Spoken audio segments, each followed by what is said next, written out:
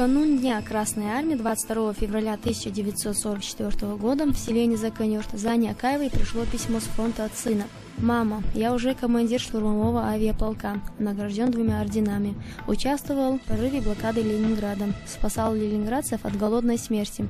А теперь со своими боевыми товарищами гоним немецких оккупантов. Знаете, я защищаю вас, я всегда с вами, но если суждено будет умереть, то умру за свою родину героем». Письмо безграмотной Зани читал тот самый офицер, который на рассвете следующего дня вытолкнул удивленную и растерянную мать героя прикладом автомата из родного дома. Как товарный эшелон добрался до далекого Казахстана, Зана не помнила. Всю дорогу ее била лихорадка.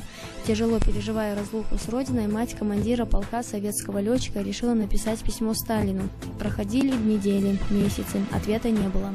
Даша Акаев родился в селении Шалажи Урус-Мартановского района в апреле 1910 года в семье бойца легендарной дикой дивизии Ибрагима Акаева.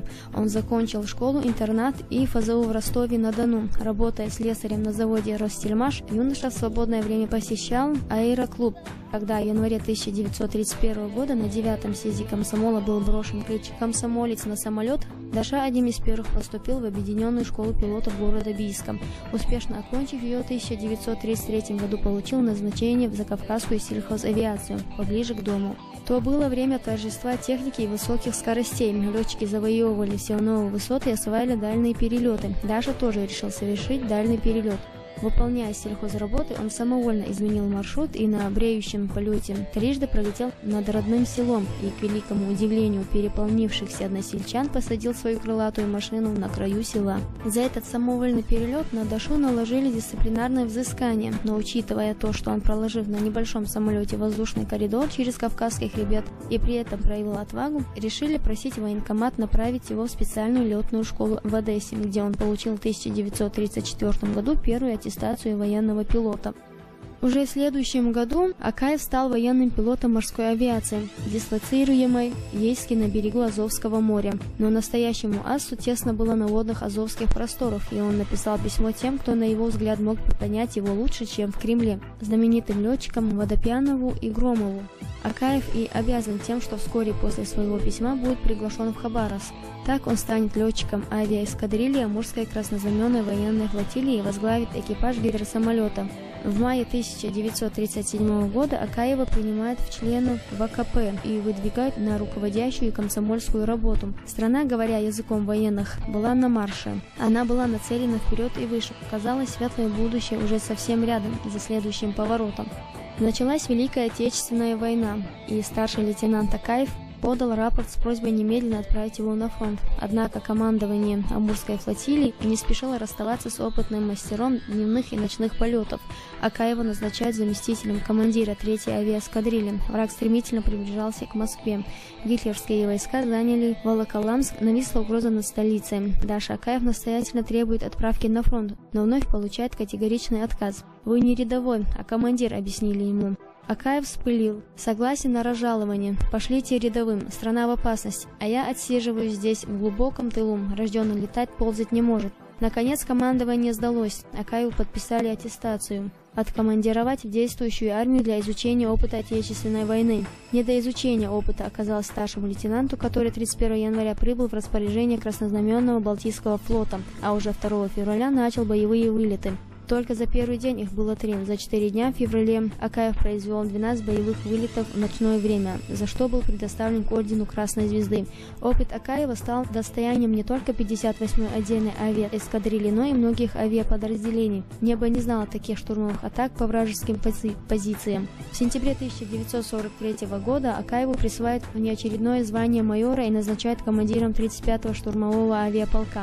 В газете «Правда» за 18 января 1944 года так и писали: штурмовики майора Акаева, несмотря на низкую облачность и плохую видимость, организованно подходили к цели и точно поражали ее. Первым в воздух поднялся майор Акаев, уничтожил 4 зенитных автомата, затем поджег танк, взорвал бронемашину, землянку с солдатами и офицерами. Командование дивизии за блестящее выполнение боевых заданий представило майора Акаева к ордену Александр Невский. «Пусть смерть боится меня, а не я ее, решил он еще в свое время первых вылетов и следовал этому правилу неуклонно.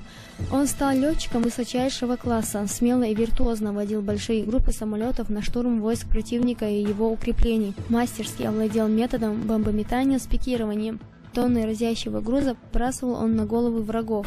И вот наступил этот день, 25 февраля 1944 года, когда он вернулся с очередного успешно завершенного боевого вылета. Боевые друзья заметили в командире разительную перемену.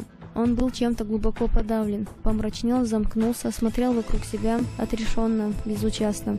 Тайна раскрылась только в начале марта, когда официально было сообщено по радио о тотальной депортации в Казахстан чеченского и ингушского народов.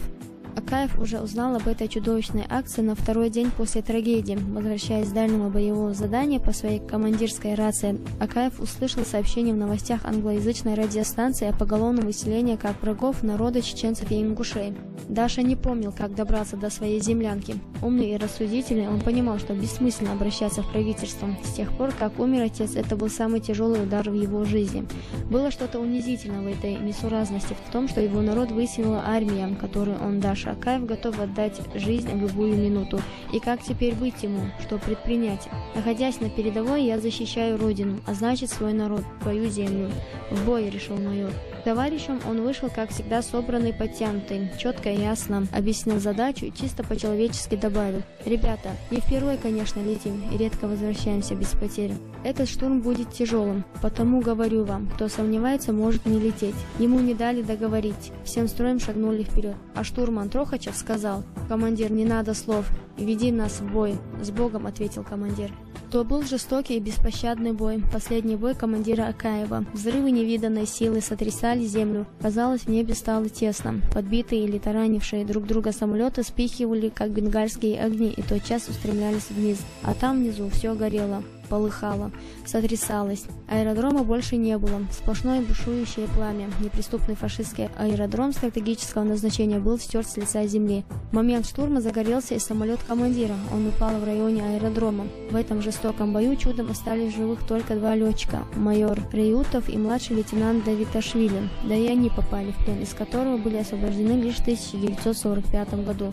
8 героев этого незабываемого штурма пали смертью храбрых, но остались забытыми Родиной. Золотая звезда Героя Советского Союза не была отлита и для легендарного командира майора Акаева. Посмертно представленный к этому высокому званию, он был вычеркнут из списка как чеченец, представитель депортированного народа. Подвиг командира и всех, кто пал вместе с ним, обеспечив советской армии победоносное наступление на Берлин, предали забвению. Пятая графа Даши Акаева оказалась роковой не только для него, но и для всех, кто, не задумываясь, пошел за своим командиром в огонь.